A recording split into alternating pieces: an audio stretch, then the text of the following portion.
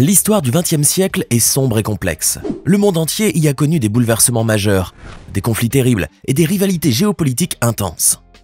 Des deux guerres mondiales qui ont remodelé les frontières et redéfini les relations internationales, aux guerres froides qui ont entretenu des tensions constantes entre puissances nucléaires, chaque coin de la Terre a été, à un moment ou à un autre, touché par la guerre.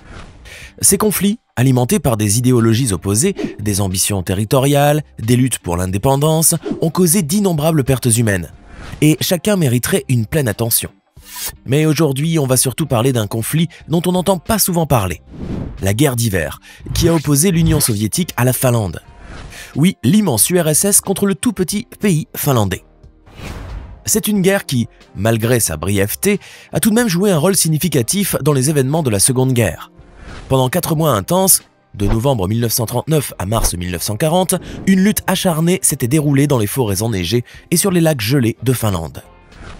Pourquoi cette guerre mérite-t-elle d'être racontée et d'attirer notre attention ? Eh bien, c'est un affrontement qui, à plusieurs égards, est exceptionnel, ne serait-ce que par la disproportion évidente entre les forces en présence. D'un côté, l'Union soviétique, une superpuissance militaire avec une armée massive, bien équipée et prête à étendre son influence. De l'autre, la Finlande, une nation bien plus petite, dotée de ressources limitées et d'une armée considérablement moins nombreuse. En fait, le rapport de force est extrêmement inégal. En effet, l'Union soviétique était 50 fois plus peuplée et 66 fois plus étendue géographiquement. Sur le papier, le sort de cette guerre semblait scellé avant même qu'elle ne commence. Pourtant, la réalité fut bien différente. La Finlande a-t-elle gagné? Pas tout à fait, mais elle a su déjouer tous les pronostics et servir d'exemple de ténacité et de vaillance. En tout cas, l'affrontement a démontré de manière éclatante comment la détermination, l'ingéniosité et la connaissance du terrain peuvent compenser les déséquilibres numériques et matériels. Les tactiques de guérilla, l'utilisation astucieuse des conditions hivernales et un moral de fer ont permis aux Finlandais de tenir tête à un ennemi bien plus puissant. Et ce qui aurait dû être une défaite rapide et anecdotique est devenu une lutte intense pour la souveraineté et l'intégrité territoriale. Le caractère inégal des forces a d'ailleurs suscité une vague de sympathie et de soutien international envers la Finlande. Comment donc ce pays a réussi à faire face à une puissance écrasante et, contre toute attente, à préserver son indépendance? Revivons donc ensemble cette période de l'histoire, restez avec nous jusqu'au bout. À la fin des années 1930, l'Europe est un foyer de tensions politiques et militaires, exacerbées par des ambitions expansionnistes de l'Allemagne nazie et de l'Italie fasciste, et par les divisions idéologiques entre les pays. Dans cette période d'incertitude, la relation entre la Finlande et l'Union soviétique est particulièrement tendue. Celle-ci, soucieuse de sa sécurité à l'ouest et cherchant à étendre son influence, voit dans les territoires frontaliers finlandais une opportunité stratégique pour protéger Leningrad et asseoir sa présence dans la région baltique. Pourquoi Leningrad? Eh bien, cette ville possédait une valeur stratégique et symbolique. Tout d'abord, elle était considérée comme vulnérable aux attaques extérieures, en raison de sa proximité avec les pays européens, qui étaient considérés pour la majorité comme hostiles à l'URSS. Cela justifiait donc, aux yeux de l'Union soviétique, la nécessité d'assurer sa défense en contrôlant ce territoire, qui pourrait servir de zone tampon contre d'éventuelles invasions. Sur le plan symbolique, Leningrad était perçu comme le berceau de la révolution d'octobre 1917, qui a conduit à la création de l'État soviétique.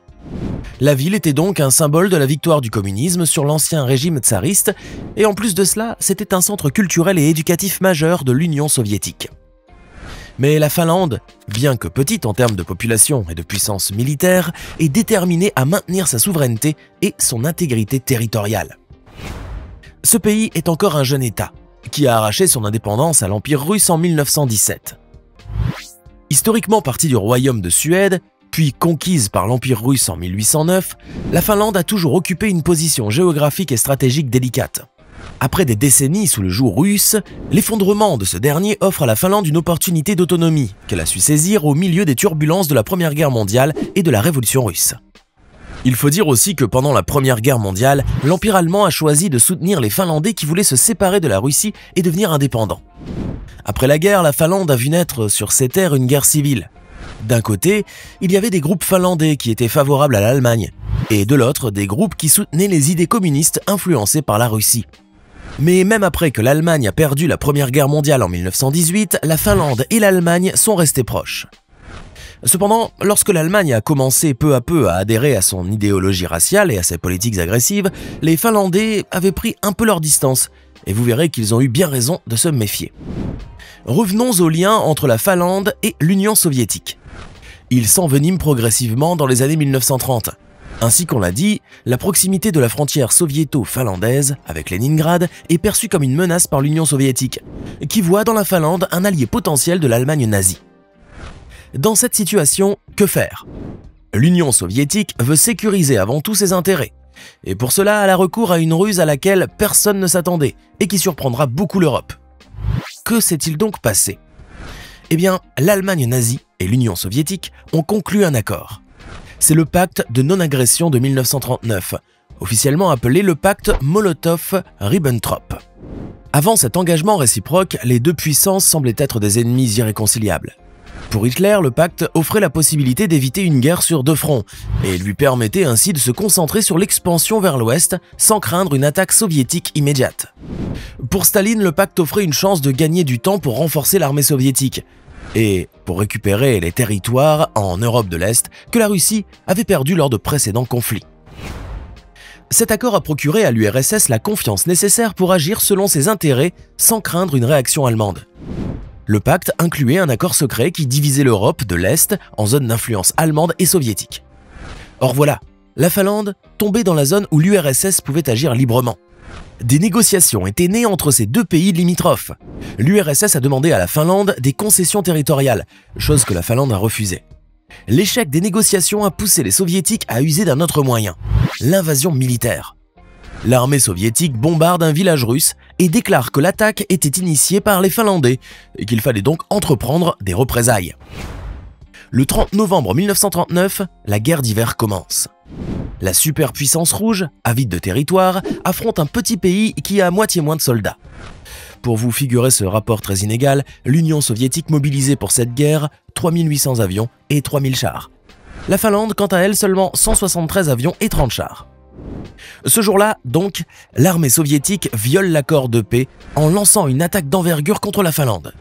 L'ambition de Staline était sans équivoque, effacer la Finlande de la carte du monde en l'annexant à l'Union soviétique et en instaurant un gouvernement à Terijoki. Face à cette menace massive, la Finlande se trouvait en position très délicate.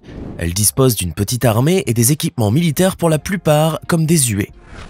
Mais ils sont déterminés à résister et ils ont plus d'un tour dans leur sac. Car les Finlandais sont experts dans les tactiques de camouflage et de guérilla, particulièrement adaptés à leurs terrains enneigés et boisés. Ils peuvent donc tirer parti de leur environnement pour tenir tête à l'envahisseur. Une des tactiques de combat finlandaises est connue sous le nom de motti. Ce nom vient d'un mot finlandais qui désigne un faisceau de bois, ce qui donne une bonne image de la stratégie en elle-même. Voici comment cela fonctionne. La Finlande commence par diviser l'ennemi. Comme elles connaissent bien le terrain, les troupes finlandaises ont attiré les forces soviétiques plus nombreuses et mieux équipées dans les forêts profondes et les terrains difficiles. Une fois les troupes soviétiques engagées sur ces terrains compliqués, les Finlandais les ont divisés en petits groupes isolés, ou motti. En coupant les lignes de communication et de ravitaillement entre ces groupes, les Finlandais ont réussi à séparer les unités soviétiques les unes des autres. Chaque motti isolé, sans soutien, et souvent désorienté dans l'environnement hostile, était ensuite encerclé et attaqué par les Finlandais. Ces derniers pouvaient ainsi neutraliser ou capturer les forces ennemies une à une, malgré leur infériorité numérique et matérielle. En vrai, les Finlandais ont agi avec une intelligence et un sens de l'adaptation remarquables. D'autres méthodes d'assaut ingénieuses sont à mettre à l'actif des troupes finlandaises. Le camouflage par exemple. En effet, les soldats finlandais utilisaient des vêtements blancs pour se fondre dans le paysage enneigé. Camouflés ainsi, ils tendaient des embuscades aux unités soviétiques qui se déplaçaient le long des routes ou dans la forêt. Les Finlandais, souvent équipés de skis pour une mobilité accrue dans la neige profonde, pouvaient se déplacer rapidement et silencieusement pour attaquer par surprise et ensuite disparaître avant que l'ennemi ne puisse organiser une contre-attaque efficace. De plus, face à la puissance blindée soviétique, les Finlandais ont utilisé des cocktails Molotov, des bombes incendiaires artisanales, pour attaquer efficacement les chars et les véhicules blindés ennemis. Pour l'anecdote, sachez d'ailleurs que c'est de là que vient le nom de cocktail Molotov. L'origine de ce nom est d'ailleurs amusante car lorsque l'URSS a commencé à bombarder la Finlande, Vyacheslav Molotov, ministre des Affaires étrangères soviétique de l'époque, a prétendu à la radio que l'URSS ne lançait pas de bombes, mais plutôt des paniers de nourriture pour aider le peuple finlandais. En réponse à cette propagande, les Finlandais ont nommé leurs bombes incendiaires artisanales cocktail Molotov, comme si elles étaient destinées à être bues pour accompagner les paniers de nourriture soviétiques. Bref, les Finlandais évitaient les affrontements directs avec les forces soviétiques supérieures en nombre et en équipement. À la place, ils utilisaient des tactiques de harcèlement. Ils attaquaient les convois de ravitaillement, les camps et les patrouilles isolées. Cette stratégie épuisait progressivement les forces ennemies, réduisait leur morale et compliquait leur logistique. En plus, les Finlandais pouvaient prévoir les mouvements des troupes soviétiques et préparer des embuscades dans des endroits avantageux. Ainsi, les Finlandais ont pu remporter quelques batailles, ou tout au moins faire très bonne figure et tenir en échec l'armée rouge. La bataille de Suomussalmi, par exemple, où la Finlande a réussi un véritable coup d'éclat grâce aux techniques qu'on vient de décrire. Ou encore la bataille de Tolvajärvi, où les forces finlandaises ont repoussé une importante offensive soviétique dans le sud-est du pays.